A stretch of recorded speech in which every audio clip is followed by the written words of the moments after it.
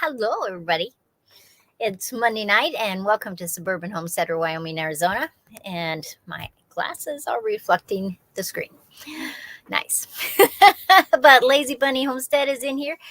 She is getting a cup of tea before we start, so I'm not sure she's back yet. And Shawnee is in here. Hello, Shawnee. And Lynn. Hi, Lynn. How are you? Carol's here. Fun. And Jeannie is here. Everybody's just popping in. That is so fantastic.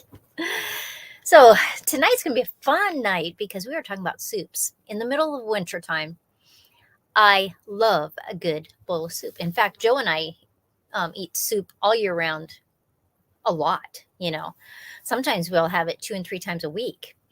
I'll just make different things right out of the garden, and it's just fresh and good, and I just love it. And Anne is in here. Hi, Anne. Anne, I love the drawings from the girls. And actually, a video goes up tomorrow with all my Christmas cards. And so that'll be fun. And Alpine Gulch is here. Hello. How are ya? So the first thing I'm going to ask everybody that we're just beginning is, what is your favorite type of soup? Winter soup. If there's another one that you want to mention, that's maybe that you have in the summertime. But really, we're focusing on winter soups when it's cool or cold outside, and those soups that bring up all those memories of all that great grown up, or you associate a certain soup with a memory. And so tell me, what's your favorite kind of soup? Just write it in the chat. And Barb is here. Good evening, young lady. And saying hi to everybody. And so it should be a fun night tonight. Now, I'm going to talk about some tricks that I use. Like if I want to switch a soup from a soup to a stew to make it thicker, some ideas that I do. And an idea from one of my subscribers that I am going to try. And so I'm totally excited about that. Now, Jeannie says that hers is potato soup with crumbled bacon on top. See, a potato soup is so good. It's hearty, it's robust, and I love it. Carol's got veggie soup. Always a good choice, especially if you can pick those ones right out of your garden, or you preserve them so that you can use them in the wintertime. Lynn says she loves all kinds of soup, but I love potato soup with cheddar cheese and broccoli. That's that I've made for decades. See, sometimes those soups, they just have memories, joy connected to them. And I like that. Carol says vegetable beef soup. That is a good one too. Anne says some peas and ham soup. Good choice. Then they served it in the cafeteria in my previous company in the UK. It was warm and good, and unlike the rest of the food. It's kind of like when I was in high school and junior high, and they would have grilled cheese and tomato soup. I loved it. It was like I saw that on the menu, and it would be like, yeah, I'm eating lunch. So much fun. Soul soup is my favorite soup. Barb, you're going to have to tell us what that is, because I don't know what that is, because maybe it will become a favorite soup for a lot of people. Tomato soup with grilled cheese, tuna fish sandwich. Oh, yeah, so good. And Doug, my brother, is in. Yay. He's watching the ads, he says. I didn't used to put ads in. It was Doug that said I should put ads in so that people could get settled in before I actually started talking. I think it's probably a good idea. Tomato soup. See, lots of people, tomato soup, potato soup, vegetable soups. Yeah. Thank you very much, Doug. Hit the thumbs up. I always appreciate that. See, and Jeannie loves the grilled cheese and tomato soup. I think it's one of those combinations that we had when we were young.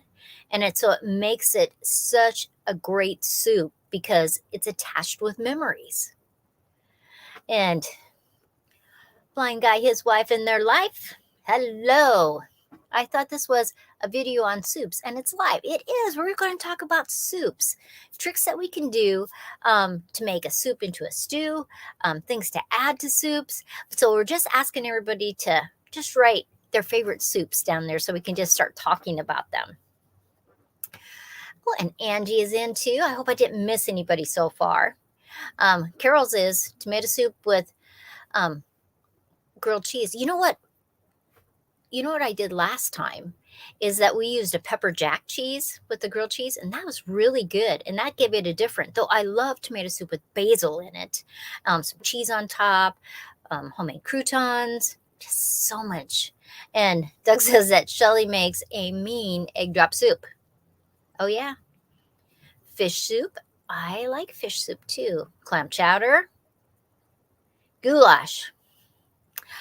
See, now you could make a goulash soup. You know, when I make my goulash, I make it much thicker, but you could easily make it into a soup and it would be so good. Angie, did you see that? Doug is liking the habanero honey. That was so nice of you. Oh, it's a Mexican soup. I'm going to look that up because I love soup. If of all the things to eat, it is just one of those things that you just really enjoy. And I think it's because it takes you a while to eat it. You have all that, like if you're having a vegetable soup, there's all these different components into it. Oh, and Doug likes pepperoni on his grilled cheese. See, I'd never heard of that. That's interesting. Interesting. So if you were making a soup, it's like, say it's beef and vegetables. What could you do to make that soup into more like a stew, much thicker, more like a gravy on it? What are some of the things that you could do to change that very easily?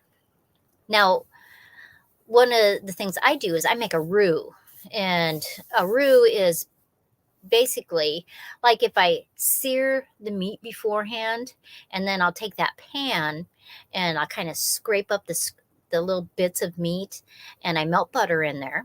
And sometimes I'll just do it with just the butter. I don't have any little pieces of meat in there. And I melt the butter, and then I start adding flour till it makes this huge thick paste that just wants to stick together.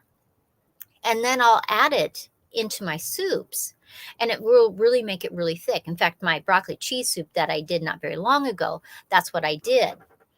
And so it just makes it so that it turns that liquid into a gravy, and it makes it very thick and dense. And the more roux you put in there, the more it does that.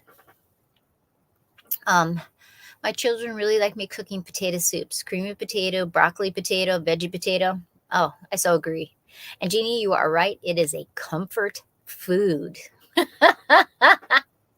Shelly made a really creamy soup concoction last week, and it was so good.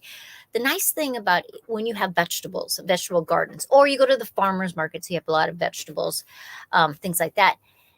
It doesn't matter what kind of soup you're making. You could add vegetables into that. I like adding cheese into a lot of my soups. I just think it's fantastic. Henry Leslie, popped. Leslie Vermont says, love hot soups in the winter. Oh, yeah. You could use cornstarch. That is true. Now, one of my subscribers, I did a dehydrating mushroom video, and one of the comments was that she says that she grinds up the mushrooms after she's, dehydrated them, and she can use it as like the flour. So like if I was using it to make the roux, I would melt the butter, then I would add the ground up very fine mushrooms and make a roux out of that. And she says that she makes the stews thick like that. And I thought, what a great idea, because then you're going to get all that mushroom flavor added in there. Plus it's thickening it up. And I thought that is a tip, a trick that I'm definitely going to use, because I've been dehydrating mushrooms, and though I do eat them like candy, it's just one of those added things that you could do. Now, soups are, there's all these different recipes, all these different families that tweak soups just a little bit different. And so that's one of the reasons I think it's a comfort food too, because you remember the soup that your grandma, the favorite one that you love that your grandma made. Or your mom or your dad, like my dad on Christmas Eve, makes oyster stew and chili. Now, if my mom is making the chili, she usually makes it white chili. My dad makes it regular chili, but always oyster stew. It's just one of those traditions that I've taken into adulthood and made it for my kids. And it's like Christmas Eve. You got to have oyster stew and chili. It's just one of those things. Adding cream cheese. Interesting. Shelly says you can scramble eggs, slowly add it to make it thick and creamy. That's true, because that's what it does in an egg drop soup, is you're adding that in there and it just gives this great taste. Shares potato soup with everyone. Dinner tonight. I love potato soup. I love it when it's just potato soup. I love it when I add like smoked chicken in it. I like to add vegetables into it. Just so many possibilities with potato soup. And a lot of times when I'm making a soup and I want it thicker, instead of making a roux or adding cornstarch, I add mashed potatoes. And it's a great trick, especially like after the holidays and you have a lot of mashed potatoes left and you're making turkey soup. Add a pile of mashed potatoes in there. It thickens it up. It gives it a great flavor, and it just works so easily. And I think sometimes we forget to look in all those shelves on our refrigerator on what we can add to our soups. Had goulash tonight. I love goulash. Now, one of the things Doug is doing, he typed in channel, and when that does it, Nightbot will automatically put his channel in so you can check him out. And so that's kind of a fun little thing to do. Oh, cream of leek soup and potato cream soup. Oh, Nicole, those are so good. And welcome tonight. I love soups. I mean, not just a little bit. I just find them, you're never really stuffed with soups. You can add regular crackers to soup. You could add oyster crackers. I like to dip hard, crunchy bread in there. I like what it does, what it tastes like, the texture of it. And so that's always kind of fun. And gumbo and cornbread. Carol, good idea. And Henry Leslie Vermont typed in channel and see there is his channel. Awesome. I made chili bean soup. That was my mother-in-law's recipe. See, good memories. And I mean, there's other foods that have good memories, but I think soups is one of those main things that is like, oh my gosh. So you're planting your garden. A lot of people that watch my channel are gardeners, or they grow in pots, which you're still a gardener, but you're not actually growing in the ground, because I'm a suburban homesteader. So I do a lot of things in the ground, but in pots also. I do things hydroponically. What are the vegetables you're going to grow this year? Because not everybody lives in Arizona and can have a garden through the winter time. What are you planting? A lot of times we figure out how many plants we have to have, but how are you going to use all those plants? And so if you're looking at soups throughout the winter time, it makes a difference of what you plant, because I want to make sure I have a lot of onions, carrots, potatoes, leeks, broccolis, other brassicas. Like I like chopping up the leaves of my cabbages and broccolis, cauliflowers, and either dehydrating them or throwing them in the freezer so that when I go to make a soup, I can just toss those things in there. And so that's just kind of when I'm looking at my garden on what to grow, it's just like, okay, I'm going to use those leaves also. Now, Barb says that growing up, my grandma always had a pot of stew on the stovetop, and every day she would add something different to the pot, and the pot would be on the stovetop for a month. It's called forever soup. I have heard this also. And a lot of people, because you're just continuously adding, subtracting, and it's very amazing. Um, I often saute, then puree root vegetables to thicken a soup. This is a great idea because a lot of times certain parts of your season, you're just going to have this overabundance of vegetables. What are you going to do with them all? So this is a great way to use your vegetables in a different form to go into your soups and to thicken it up, adds flavor. And my children won't complain so much before about seeing so many vegetables, because sometimes you got to trick your kids, your husband, your wife into eating the things that are good for them. Now, I like a beet soup too, a borscht. Now, that is not everybody's cup of tea, but it's very hearty, it's good for you, and I really just like it. Oh, I don't like leeks in my soup. Wish I did though. See, I love leeks. And I think anything that's in, onions, I'm going to love. It's just one of those things. And do you see this, Barb, that Anne is asking you what was her base for the soup? Like, is it beef? Is it vegetables? Is it chicken? What kind of things is she starting out with? That's what I think she's asking you for. Ah, you did have borscht. Growing up with my Ukraine dad, I had red borscht. It's a beautiful soup. But I love beets. Now Joe, he likes pickled beets, but he doesn't really care for beets otherwise. And I think it's one of those vegetables that you love or hate, or sometimes you just haven't tried it in the way that's going to match with you. So, and Doug likes thick, creamy soups. I do too. Though, like beef vegetable soup, or like when we smoke chicken and then we make it into a chicken soup with lots of vegetables. Oh man, I love that. And it can be really thick. It can be, more of a water base. It doesn't matter. It's just fabulous. Nicole, they are so hearty and great with homemade bread to dunk. See, that's what I like. Joe likes it when it gets really thick, and then he just takes his spoon onto his thick piece of bread and just scoops it on there and eats it. It's just fabulous. And I think that it has, when we would get sick when we were little, my mom or my grandmother would give us chicken noodle soup.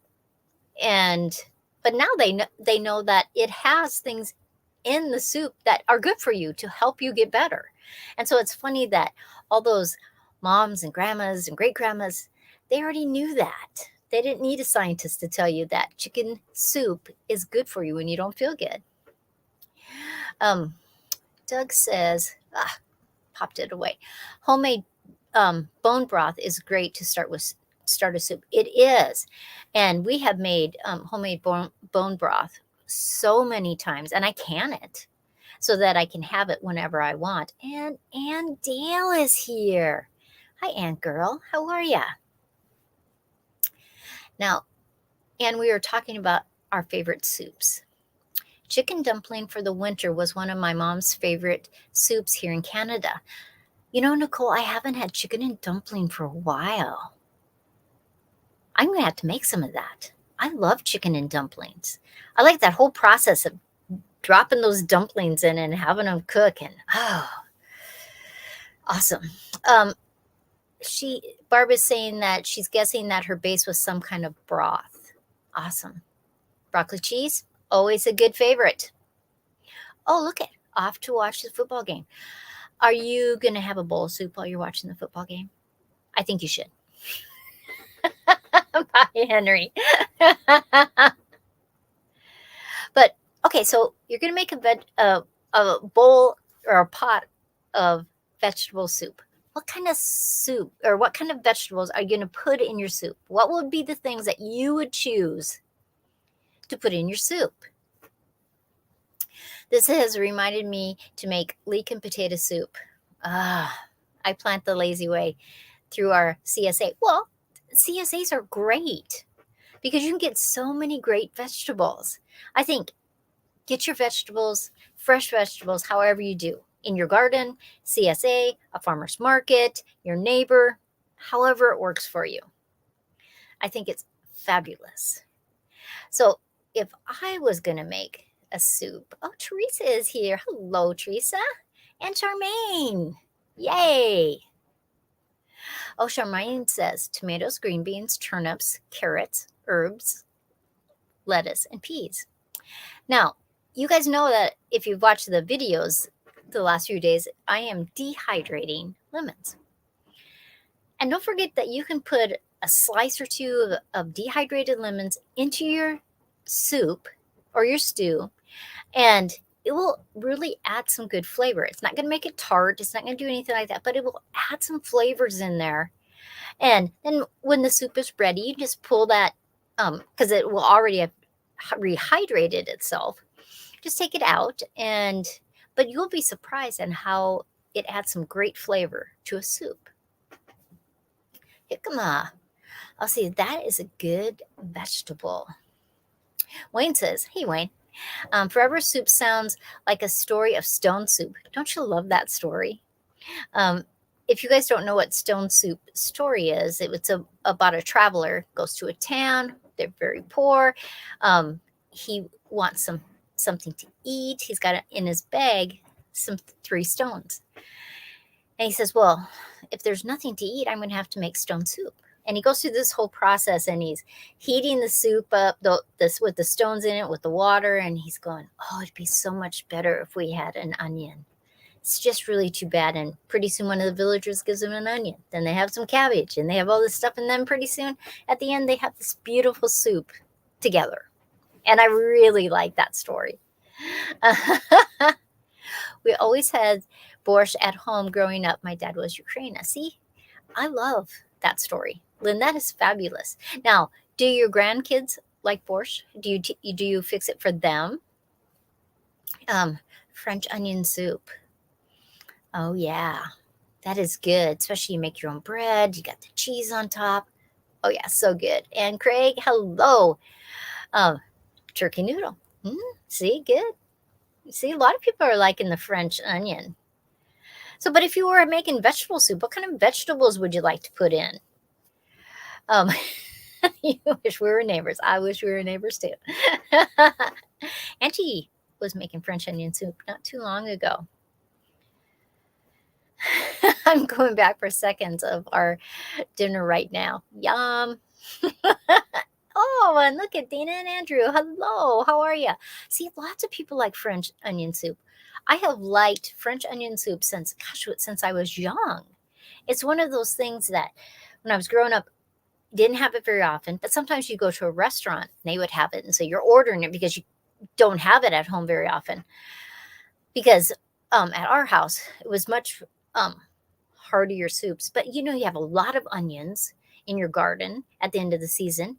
Make some French onion soup. Can it so that you can have it all winter long. I agree. Chicken noodle soup. Homemade soup soothes the soul. I mean, it doesn't matter how tough a day you had. You can go in and it's like, oh, a bowl of soup is perfect. You come in from shoveling the snow or a hard day at work, and a bowl of soup is just amazing. Jeannie says that when she feels sick, it's always chicken noodle soup and crackers. I agree. It is just fabulous. Nicole keeps all of my bones to make broth. Yes, canning sounds like a great idea. It's just a great way so that you have that all the time. Now, one of the things when I am canning soup, even if I'm going to make chicken noodle soup, I don't put the noodles, I don't can the noodles with it. The reason why I don't is that depending on the noodles, it's one, the way it heats up, I think is a little iffy sometimes when you're going to can it. And so I always want to be careful. The other thing is that sometimes that starch kind of changes things, and it's just like so solid when you take it out of the canning jar though you can add water, it's just, it's a little iffy. So I just don't add noodles when I go into the canning process. If I want noodles in the soup later, I just add it when I heat it up. And so that's just been my rule of thumb. That's right. So, scientifically proven, chicken noodle soup is good for you. I always make homemade chicken noodle soup when my kids and grandchildren get sick. Yeah, it's just one of those things. You don't feel good. Oh, can I make you some soup? It is awesome. Question about canning broth. Does canning broth reduce the gelatin in it or reduce the nutrients? Well, anything that gets that hot is probably going to reduce some nutrients. I don't think you can get away with that, with it not doing that. Because eating it fresh when you first make it is always going to be better. Does it reduce the gelatin? If you're are we talking about like you're making bone broth, and so you've seared them and you've cooked it, simmered it for a really long time? That's pulling all the gelatin and marrow, the good stuff of the marrow out. It usually, I would say yes, because it's not as thick, I don't think, really, as when you cook it and you put it in your refrigerator and then you bring it back out. So I think it probably does a little bit. But I think it's still better than not having it at all. I still think it's got great things in there for you. I made chicken homemade noodles. I love homemade noodles. My mother would can her soup base: parsley, garlic, tomatoes, bay leaf, celery, and carrots. Yeah, see, that is fabulous. The three things to make great stock, besides, I mean, you can add other things, but three things that really make a good stock when you're just making like a vegetable stock: carrots, onions, and celery. They're like the three perfect ingredients to start so many different soups from. And so it's really my go-to of when I'm see, and I'm scrolling down and Nicole says it just said the same thing. Carrots, onions, and celery. It's just amazing things about soup.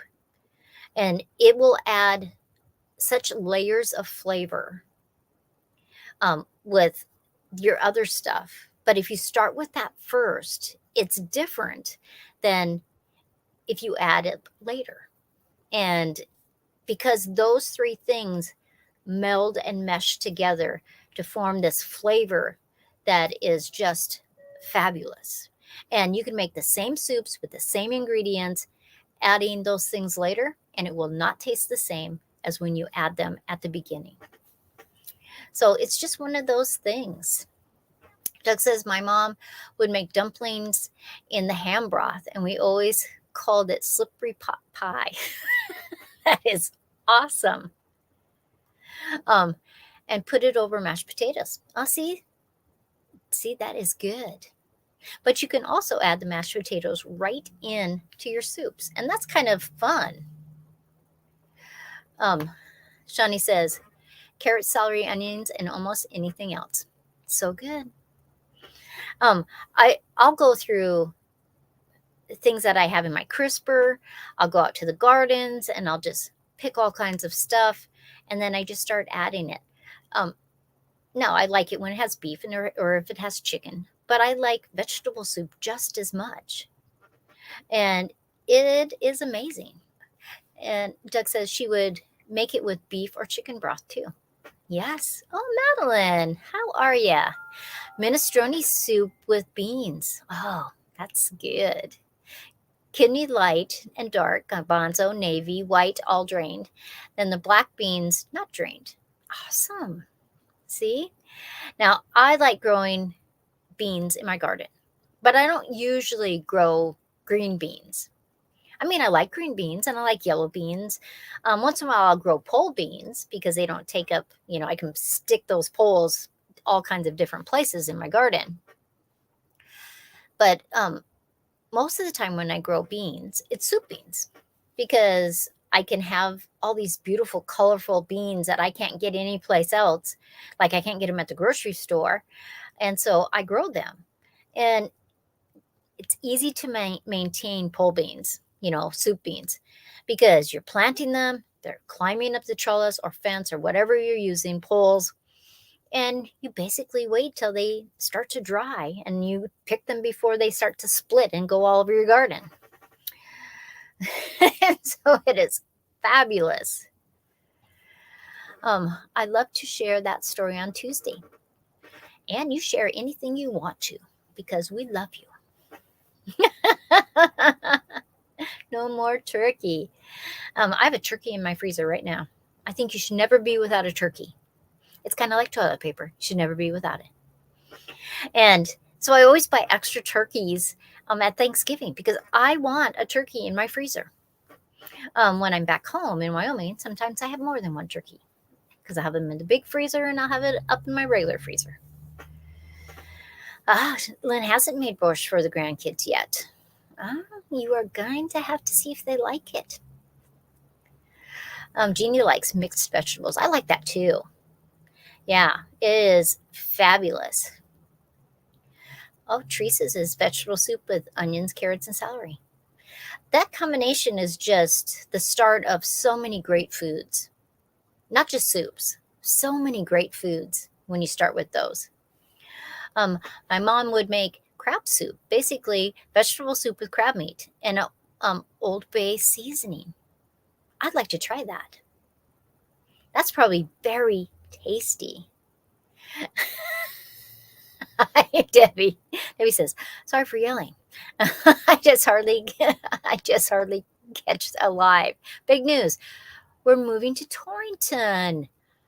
That is so exciting. They put in a contingent offer on a house and 3.5 acres of land. Fabulous. Now you're going to have to change the name of your channel, because it's not Cheyenne. Then you're going to have Torrington or something, or Wyoming Urban Gardener. You could just take the Cheyenne off. I'm so excited for you. I would love to have 3.5 acres. I'd love to have 2 acres. What I could do on 2 acres. Oh man, the possibilities are endless. Yay, and everybody's saying congratulations. Thank you. Debbie is such a great gal, and she is quite a gardener. She's a new master gardener, and she is just a wealth of knowledge too. And so I'm excited for you to have your own big piece of property. That is going to be so much fun. Nicole says, I always make a big pot of whatever soup, and I usually eat it for breakfast, lunch, and dinner for the first few days.